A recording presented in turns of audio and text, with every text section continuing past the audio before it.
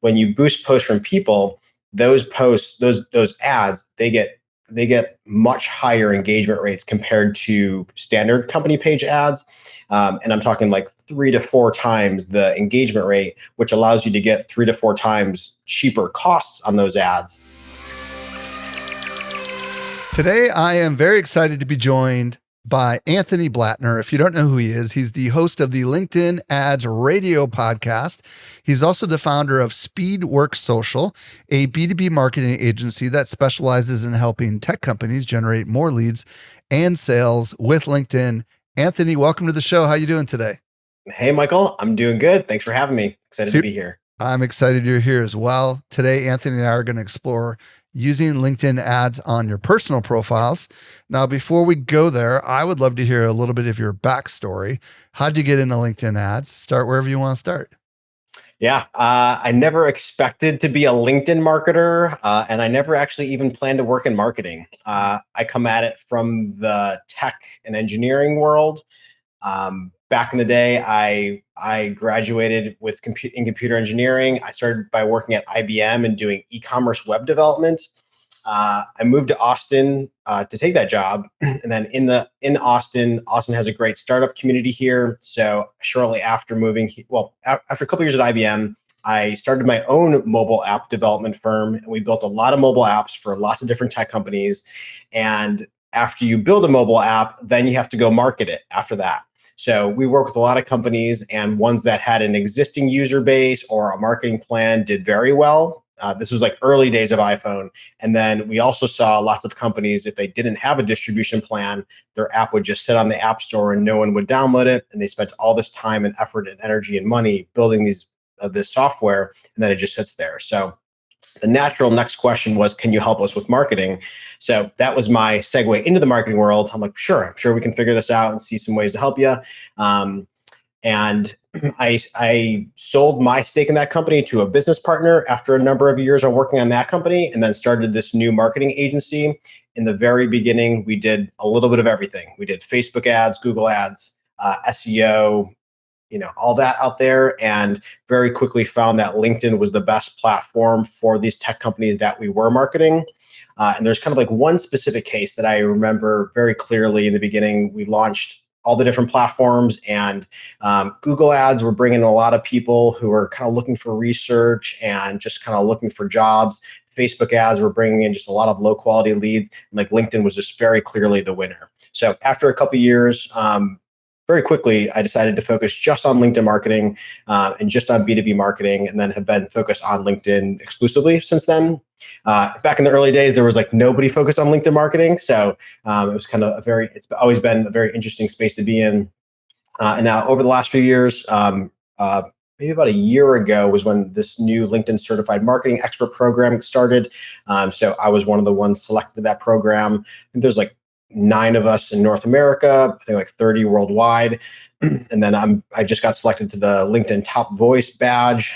So just trying to share a lot of best practices and tips and tricks on LinkedIn. And then also started the LinkedIn Ads podcast. So we discuss lots of different topics around B2B marketing and LinkedIn ads over there.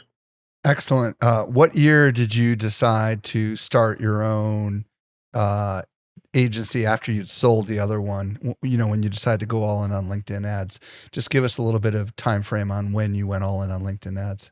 Yeah, started this agency in 2017, and then it was about 2 years in that we decided just to focus on LinkedIn. So about 2019. So the last like 5 years or so have been just exclusively LinkedIn marketing. And then how long ago did you launch the podcast? That was a year ago, almost exactly. Okay, outstanding.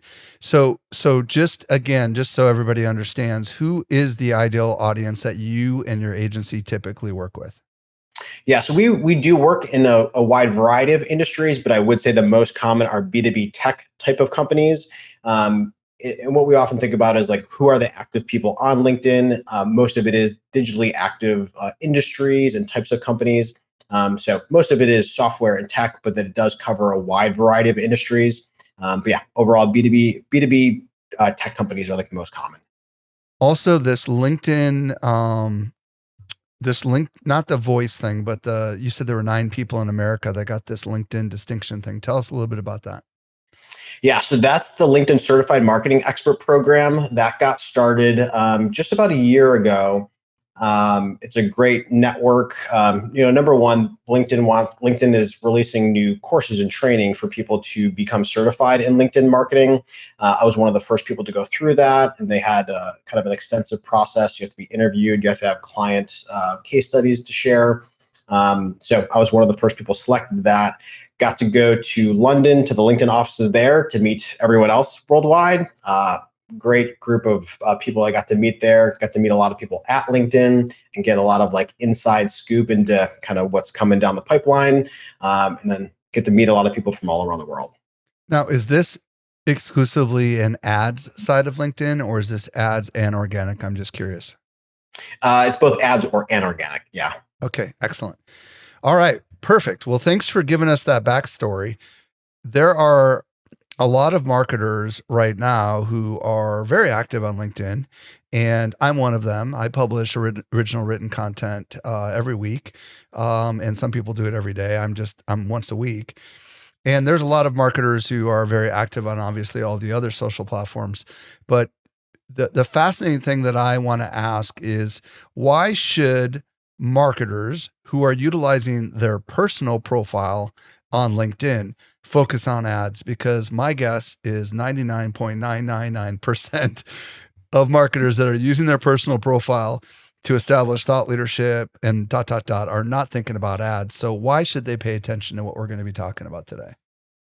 Yeah, so there's a really interesting opportunity right now on LinkedIn. When you think about LinkedIn as a platform, it's grown a ton over the last few years. And a lot of this started back in when COVID hit. COVID hit, closed everything down. Everyone had to get online. That's the time when everyone got used to using LinkedIn. So kind of the transition to digital has kind of happened.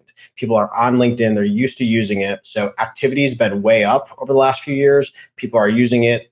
It's the place that they're used to going to now. And then about a year ago, it was last summer, LinkedIn released a new feature that you can now boost posts from individuals. So before that, you had to run ads from your company page, and they had to come from the company page. And lots of individuals do focus on posting their own content to promote themselves, but ads would always have to run from a company page. So you could never promote your own post, but everyone always wanted to. So now the ability is there where you can now boost posts of individuals.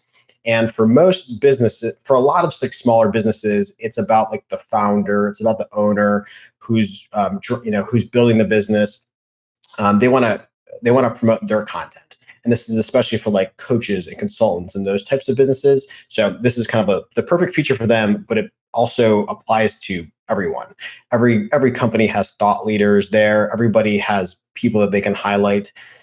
So about a year ago, this feature came out, and it's not being used a ton, but when you boost posts from people, those posts, those ads, they get much higher engagement rates compared to standard company page ads.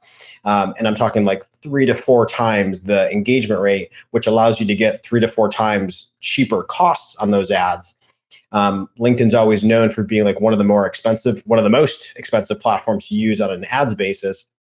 So this really opens up the LinkedIn ads platform to smaller companies, coaches and consultants who wouldn't traditionally pay those types of ad costs to get there, but who do work in a B2B, who do sell B2B. So this kind of opens up a big new opportunity for these smaller companies, these coaches and consultants, to use the LinkedIn ads platform to reach their audience. Again, it just came out about a year ago. It hasn't been used a ton. Most ads are still from the company page, and there's a huge opportunity to go use more of the boosted posts from personal pages.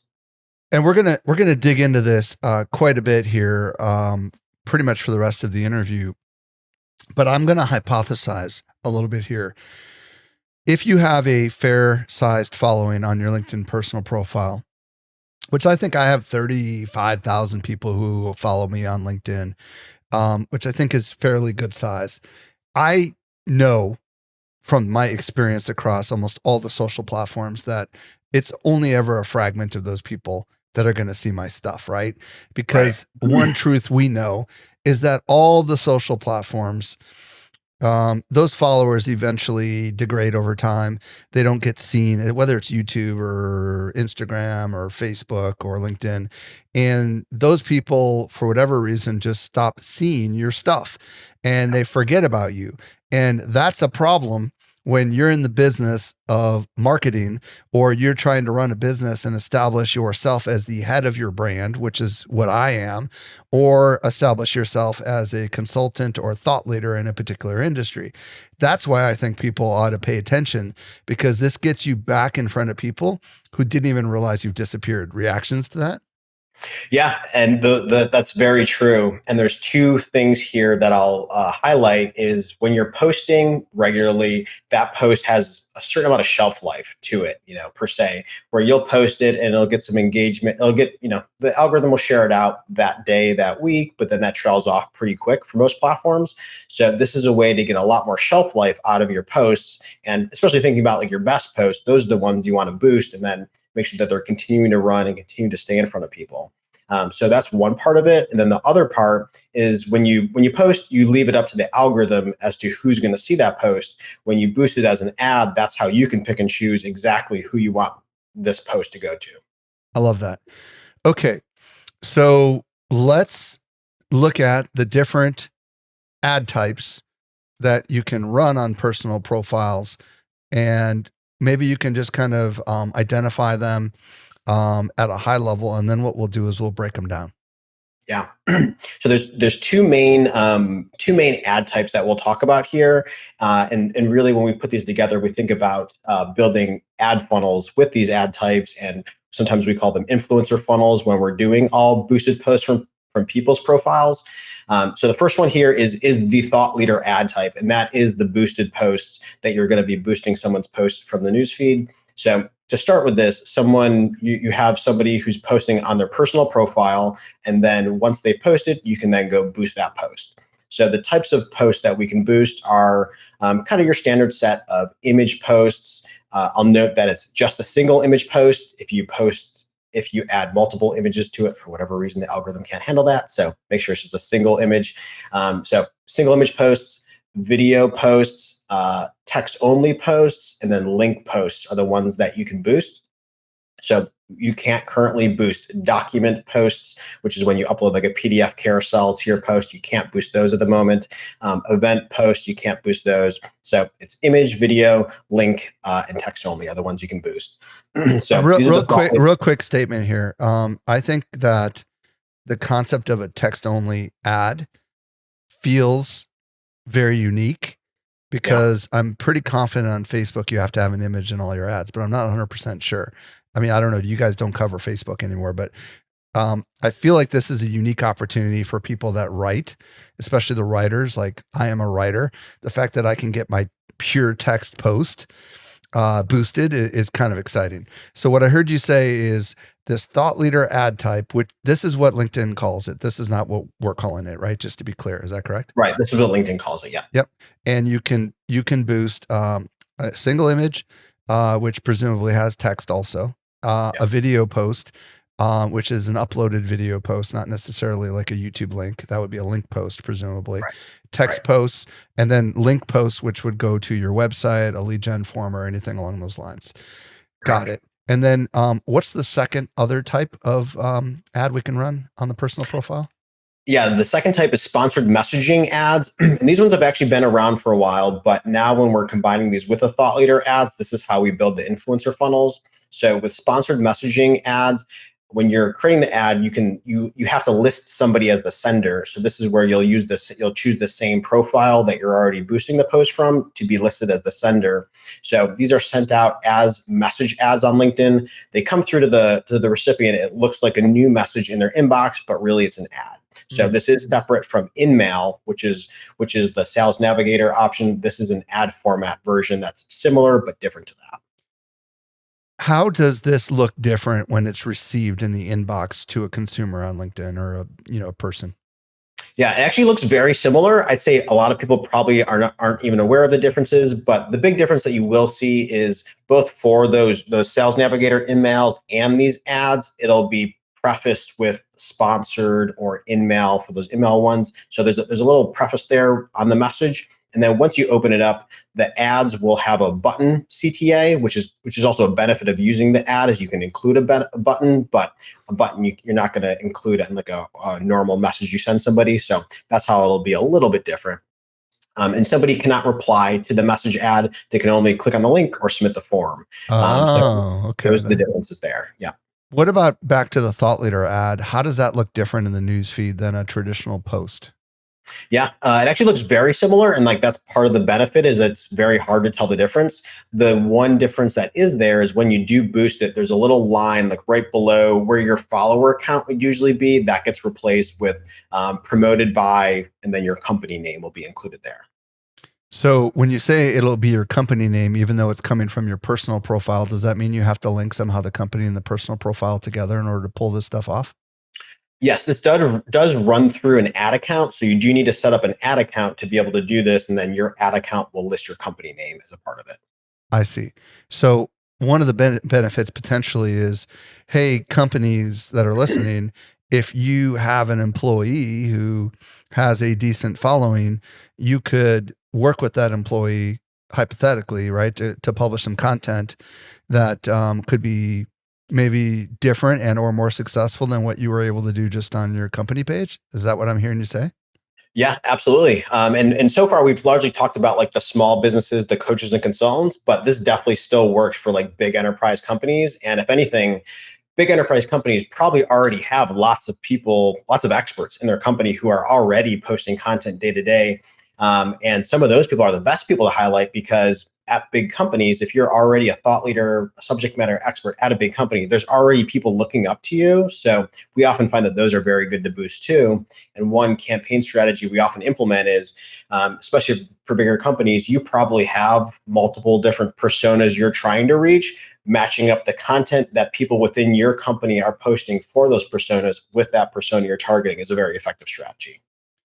Okay, I want to dive in on thought leadership ads. And before we get into like some of the examples that we had agreed to talk about, I just have a question that's inside my mind, which is what kind of controls do we get if we happen to have a very large following? What kind of controls or options do we get? Is it just all of our followers or none of our followers, or do we get any kind of granular targeting? So we get all the ads platform targeting when we're boosting posts. And what might those be for people that aren't familiar with what that means? Yeah. Yeah, good question. So on the LinkedIn platform, there's lots of different ways you can target on LinkedIn. The most common ones we use the most often are number one, company industry. So maybe you want to reach people in healthcare, or maybe you want to reach people in software. You can target by the industry that they're in. You can target next by company size. So do you want to sell to small businesses or do you want to sell to big enterprise companies? And then job title targeting. So there's both job title and job function targeting. Job title is the very specific title that you want to reach. So that could be like a VP of marketing, marketing director, whereas job function is the broader functions that somebody's in. So that job function could be the whole marketing function. And then when you use marketing function, you would typically also use like a seniority. So you can do entry level, senior, manager, director types of seniorities like that. So most common industry, company size, job title. And then from there are other additional levels if you want to get very niche into specific skills that somebody might have. So, are they a marketer that's working on Facebook or are they a marketer that's working on Google? You'll have different skills you can niche and do that way. LinkedIn does have their own set of interests that they use, and then you can also target by groups that somebody's a part of. What about geography? Yes. So geography as well. You can target by location that people live in. Yep. Okay, so basically, what I'm hearing you say is you can target just about anything you could possibly imagine, right? Because the reason I'm asking this is because let's just say somebody's been active on LinkedIn for a long time, and maybe they used to be known for this, but now they're working at another company and they're known for this, or maybe their niche used to be X and now their niche is Y. They could probably not necessarily assume everyone who's a follower of theirs is going to be interested in whatever you're going to put some money behind. So the good news is you can go more narrow, and I would imagine the more narrow you get, the higher the costs go. Is that generally how it works? For the most part, if you get very narrow, you're just kind of forcing the algorithm to focus on a certain set of a certain audience, and then you got to pay to make sure you're focusing on it. But a lot of the costs for the auction depend on the competitiveness of the audience. So if you're focusing on a small audience, but maybe it's like small business owners, maybe that's not as competitive. If you want to focus on Fortune 500 CEOs, that's going to be very expensive to target. But yes, you can essentially set up targeting just like that. And the presupposition is that we're only able to target the people that already follow us, not necessarily expand beyond that audience. True or false? No, with ads, you can pick and choose who you want to target, and that is outside of your followers. So that's the benefit of using the boost here, is because when you post, you're largely going to reach your followers. When you boost as an ad, then you can pick and choose exactly who you want to reach outside of your followers. Okay, so that's an important clarification. So can I also target my followers who have not seen the organic post, or is everything we're talking about here mostly targeting people who are not currently following me? Yeah, mostly people who are not currently following you. Got it. Okay. So that's slightly different than the way we think of boost on Facebook, for example. When we think of boost on Facebook, we're just paying to get back in front of the audience that we've already earned. In this particular case, we're actually trying to attract a new audience to us, which is an important distinction. Okay. Yeah, and a tip here for anybody who does go to try this is so the ads platform and the organic platform are separated. And if you do want to target your connections on LinkedIn, you can export your current connections and then import those into the ads platform. It's odd that you have to do that, but that's how you do that. So you would export your connections from LinkedIn and then import that into the ads platform, and then you can target those people that way. Or you could exclude them if you wanted to, I would imagine. Or you can include them. Yeah, exactly. Okay, cool. So let's get into the kinds of content that make the most amount of sense to put some money behind. When it comes to thought leadership content, just give us whatever your thoughts are on important considerations when actually taking a piece of content and deciding to put some money behind it. Yeah. So there's a few different categories we think about most commonly. Everyone's got their different topics they typically post about or different niche that they're talking to. But for the most part, we do categorize most posts into one of four different categories. The first one being story and journey types of posts, where you're going to talk about your experience, how you got to where you are now. There's just something about hearing about someone's journey that makes you feel like you get to know them and your audience gets to know you that way. So those posts are usually very good to boost. Number two being thought leadership posts. So this is when you're talking about your subject matter expert or you're talking to your niche. Thought leadership posts are usually the best like cold awareness drivers when you're talking about your topic of expertise. Number three being social proof. This is different types of awards you've won or testimonials, case studies. Those can all be under the social proof umbrella. So this is often best as retargeting ads. Once somebody already knows you a little bit, who you are, what you do, then you can show them your testimonials and awards you've won to really boost your credibility. And then number four is your CTAs or your offers that you want to promote to this audience. So this could be like subscribe to your newsletter. This could be the link to your website. These are often the ones the algorithm likes the least organically. So these are often the best to boost because then you can make sure you get delivery out of that. Okay, this is really fascinating across so many different levels here because like what you just said, the algorithm likes it the least. We know the algorithms don't like it when we link off of the platforms, but when we pay for it, do we get punished as well? Or do those ads perform okay? Do you understand what I'm asking? Yeah. It still kind of comes down to the engagement level of the quality scores your campaigns are going to get. Sure, the ones that do best organically still do the best as ads, but you have a lot more options here when you boost your offer post. Algorithms will kind of nuke your post when you have links that take people off platform. LinkedIn also recently changed the way that just organic links show up. It used to be if you post a link, there was a big kind of link preview tile with an image, and then there would be your headline there. Now, if you post a link on LinkedIn, it's a very tiny little image, and like the headline kind of takes up the most of it there. So when you boost that, it returns to the full size of the full link preview tile will now be there with your headline. So if you've noticed that recently on LinkedIn that like just changed like this month, they want you to pay for ads to boost posts, and they also don't want you to take people off platform. So that's where boosting really helps.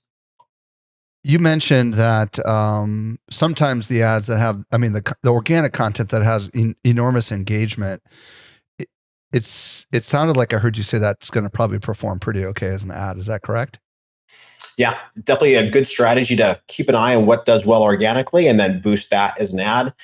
We do often keep close tabs on, hey, what's doing well organically? Great, let's go get even more reach out of it by boosting it as an ad and then picking and choosing the audience it goes to. Does the social proof of all the comments and likes remain on the post when it becomes an ad? And does the new stuff that comes through the ad, because I'm assuming you can engage with an ad, work its way back to the original organic post? Do you understand what I'm asking? Yes, it all comes together. Yes, so it's all the same post. Your existing comments will still show up there. Your likes will still show up there to your ads audience, and then as your ads audience engages, the organic audience will see that. So it can be good also to boost it right away as it gets posted to get more very quick traction on your post and have even better of a chance of doing well organically. Perfect. And we're going to get into how all this can work together. So let's move on to sponsored ads a little bit and just tell us what we need to know about that. And then we're going to tie all these magical things together. The messaging ads. Yeah, go ahead. Yes. So next we have the sponsored messaging ads that I mentioned that are sent to the recipient's inbox on LinkedIn. So these often operate, I often think about them similar to like sending a cold email to somebody, or thinking about sending a LinkedIn message to somebody, because that's how they operate. So first of all, when you're setting these up, you'll list yourself as a sender or whomever that person's going to be, and then you're going to give it a subject line and a body to send. When you're setting up the copy, there are variables you can use. So you can input first name, you can input job title, company name, so that you can write it, and then hey John, hey Steve, and then that's going to swap in there. Things that work well here are writing your message ad copy as if it is a message that you're just sending to somebody. So I often think about this because when you sit down and you just type out a cold message to somebody, use a very similar format to that in your ad. Things that I find work very well are, hey, I noticed you were reading my content and I wanted to reach out, because you're using this as a retargeting ad often. So you can kind of say that in the message, hey, I noticed you were checking out our content. I noticed you were on our website and wanted to follow up. And then you can, incorporate your pitch or your offer, and then it can go through that way. Do they charge you on the messaging ad, whether someone opens the ad or not? I mean, is the idea here that you're just going to target this many people with all the similar targeting options we already talked about, and whether they ever see the message or not, it's just going to kind of be waiting in their inbox with all the other organic messages? Or how does that work exactly? Yeah, good question. So that is it's on a pay per send basis, but it's only sent to active users. So someone's on the platform at the moment, it's either going to pop up, like if they're on desktop, it pops up in a window right in front of them. If they're actually looking at their inbox, it'll pop up like that message just got sent. So we do see very high open rates from using the message ads because of that. Does it get sent over email? Like, like I seem to get my private messages over email, or is it only on platform? I'm just curious. Only on platform, but people can also get a push notification on their mobile app if they have the mobile app on their phone. Got it. Okay. So far we've talked about the thought leader ads, which is the existing organic content that you are regularly creating on your personal profile, and how you can put money behind that and do some really specific targeting and get that in front of a new audience. And the other thing we just talked about are these sponsored messaging ads, which are showing up inside, I would imagine, with all the other messages, right? Or does it show up you said it pops up. Does that mean I'm not going to see it when I go into my direct messages on LinkedIn? No, you will see it in your direct messages. So if you're just browsing LinkedIn, like the news feed on your desktop, it will pop up like somebody just sent you a message on LinkedIn. I see. Got it. And it looks very native like that. If you're looking at your inbox at the moment, or if you go back to your inbox later, that ad is still going to be there. So that is another good thing about message ads, is they live in the inbox. As you get other messages, it will get pushed down, but it is something that people can go back to. So it is nice and sticky that way. And then as far as the kind of content that performs well with these kind of ads, I heard you say, hey, I saw that you visited, I would imagine, could you retarget people that even visited my profile? Is that an option? Or is it just people that visited the website when you were talking about retargeting? Yeah, so your personal profile isn't available at the moment. You can retarget people who visit your website based on the LinkedIn Pixel, that visit your company page, or who have engaged with your content. So you can set up a retargeting audience for people who have engaged with your thought leader ads, and then retarget them that way. The substance of the ad itself, is it limited as far as the amount of copy you can put inside there? Is it just like a paragraph and a call to action, or can you write a really long message if you choose to? Yeah, messages actually have a very long character limit. You can put a lot in there. I don't think I've ever hit the limit. Um, what about images? Can you put images in there as well, or is it just text? Yes, you can also have an image that it typically only shows up if you're on desktop and looking at the inbox on desktop. It'll be on like the right-hand side. People don't often usually even see those, but you can attach a message that or an image that way. Okay, perfect. So hopefully everybody has some sort of a visual in their brain of what this looks like with these feed ads, I'm just going to call them, which are these thought leadership ads, and then these sponsored messaging ads. Now, what I would love to talk about is kind of the sewing it all together. So give us kind of an example. You mentioned funnel a couple times while we were having this conversation.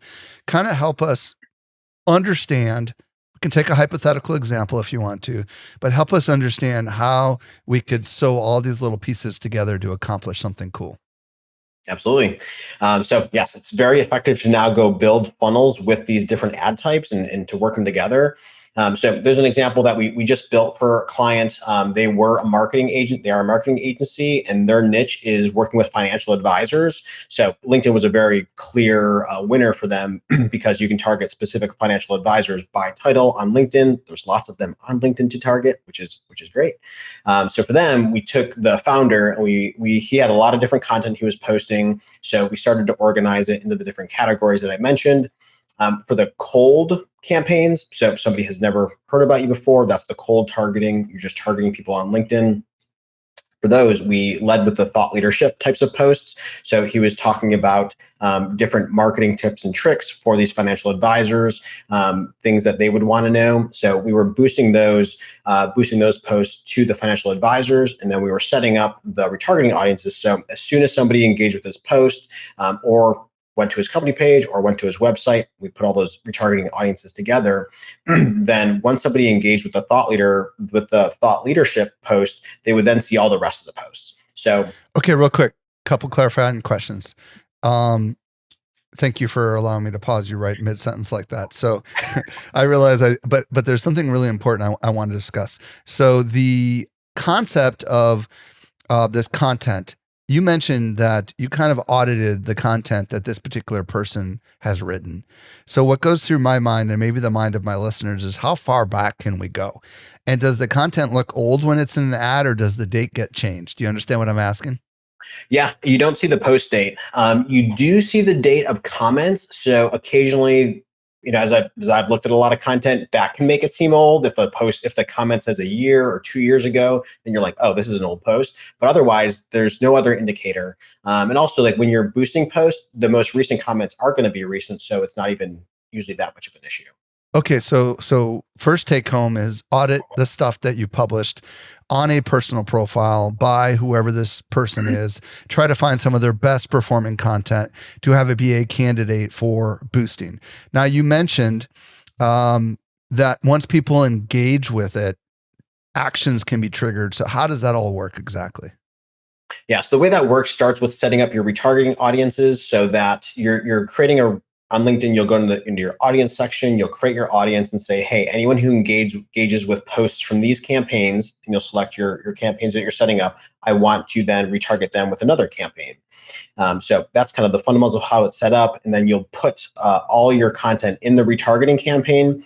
Usually you're going to lead with your best kind of awareness content for your top of funnel cold content. And then you're going to save your social proof for retargeting. You're going to save your offers for retargeting because they're going to convert higher and be more useful in that retargeting layer. So we're going to lead with whatever's the best awareness content. And then once they engage with that, then they're in our retargeting audience, and then we're going to make sure they see all of our other posts. Real quick on the engagement, is like see more an engagement? Is scrolling through comments as an engagement? Like what qualifies as an engagement? Yeah, every type of click on the ad. So on image ads, every type of click on that is an engagement. On video posts, watching the video is the engagement. And then on text posts, obviously, there's only going to be so much, and then they have to click see more to read it, presumably, and that would be an engagement, or leaving some sort of a emoji response or even a comment. Is that correct? Yes, exactly. Okay, cool. So keep going. They've engaged in some sort of way, and what happens next? Yeah. So once they engage, then they're in our retargeting audience. And then we have several different campaigns typically that are running because we want to make sure that we're serving these different messages to them. So part of the reason I talked about categorizing your ads is because you do want to make sure people are seeing a variety of different content. You don't want just only thought leadership to get shared. You do want social proof to get shared. You do want offers to get shared. So you put them all in separate campaigns to make sure you're getting delivery from those. And then it's a powerful function when somebody gets on LinkedIn. They've engaged once, and now every time that they're on, they're seeing more and more content from you or your founder or whomever this is going to be. So those are the two levels of the campaign there. And then we'll add the third level being retargeting with a message ad. Okay, real quick. I got a bunch of questions before we retarget with the message ad. So they've seen, let's say, a thought leadership post that an article. Okay. And I want to retarget them with hypothetically another thought leadership post, right? Do we have wait X days and then retarget, or how does that work exactly? I'm just trying to think about the funnel, Yeah. On LinkedIn, their retargeting windows are 30 days, 60 days, 90 days, 180 days. So those are the options you have to work with. If you typically will do, hey, anybody who's engaged within the last 30 or 90 or 180, if I want the full window, I'll use those.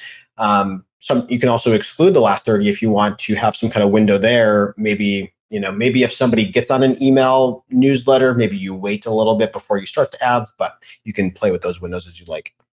Can you stack these things on top of each other if you get smart with creating your targeting categories or whatever you call them? Like, for example, let's say that there's three amazing thought leadership pieces and you want them slightly separate. I don't know. I mean, can you do something like that? I don't even know why you would. I'm just getting creative with you. Yeah, you can. So you can do hey, everyone in the last 30 is group one. Group two could be everyone in the last 60 minus 30, and then everyone in the last 90 minus 60, and then you have these three different containers there. But I'd say we don't use that a lot in implementation because when you're running a lot of these ads, people are engaging a lot, and most of your people are going to be in that 30-day window.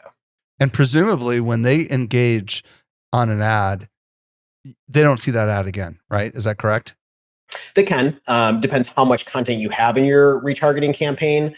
So they can, but it depends how much content's there. Now, normally when you are actually doing this, and let's say you want to retarget them with another ad, do they generally see it the next day or something? Or is it kind of up to the algorithm as far as when they choose to show it to them?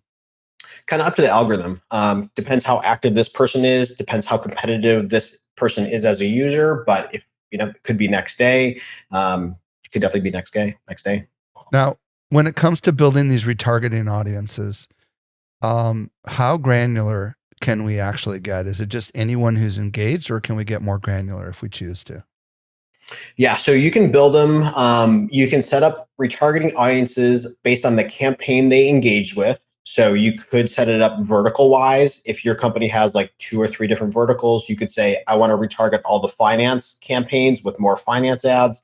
I want to retarget all the software campaigns with more software ads. You can set it up like that.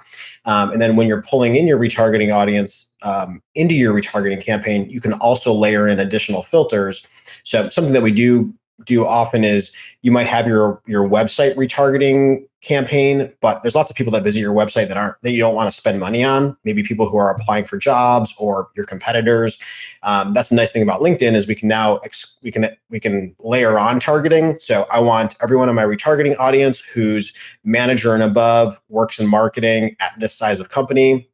I only want to retarget those people, and I also want to exclude my competitors and maybe other marketing agencies when I do that. Okay. You were talking about the third level, which I think was the messaging, right? So just to bring us kind of full circle, we have started this top of funnel, if you will, with some sort of a piece of content that we know has a lot of engagement, presumably. We're getting it in front of the right audience, and those that specifically engage in some capacity in that ad are now sent another ad, right? Another presumably piece of content.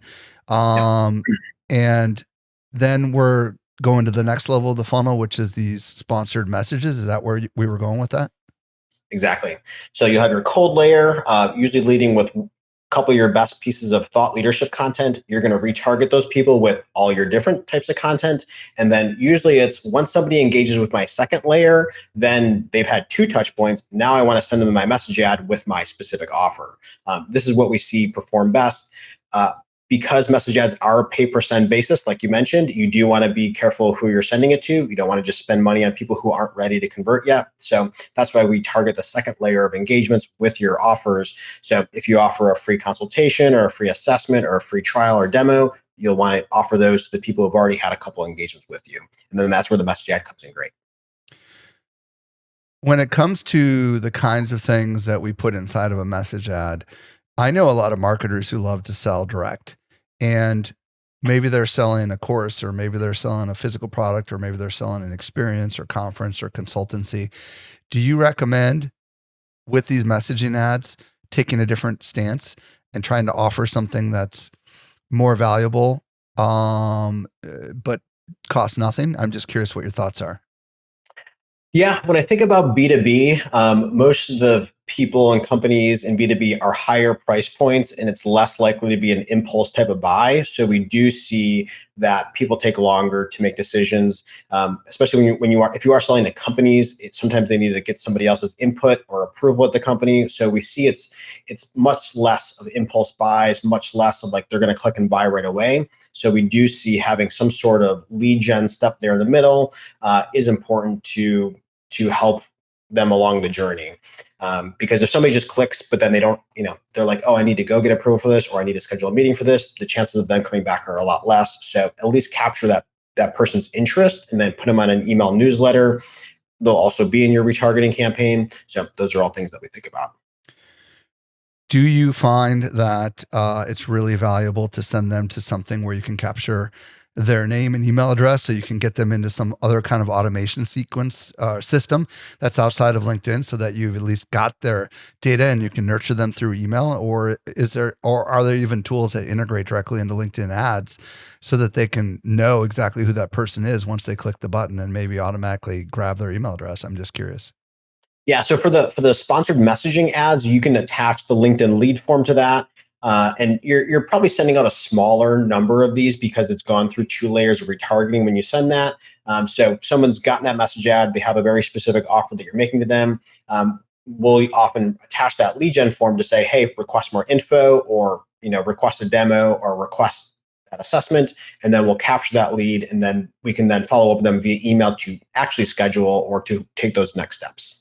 And does that lead form ad typically integrate with some third-party CRM system or email automation system so that you can capture that data outside of LinkedIn? Is that kind of what I'm hearing you say? Yeah, exactly. So lots of CRMs have direct integrations with LinkedIn, like HubSpot. Those leads will automatically sync. Otherwise, you can use a tool like Zapier to do anything else that you want to do with that. As far as costs go, I'm not asking you to tell me exactly how much it would cost, but I'm asking for a relative concept. How much more? Are we talking like 3 or 4 times as much money for a sponsored message versus retargeting versus, help me understand these different kind of layers is when it comes to cost. Is it most economical to just do the very basic thought leadership boosting, and the most expensive is the messaging side of things?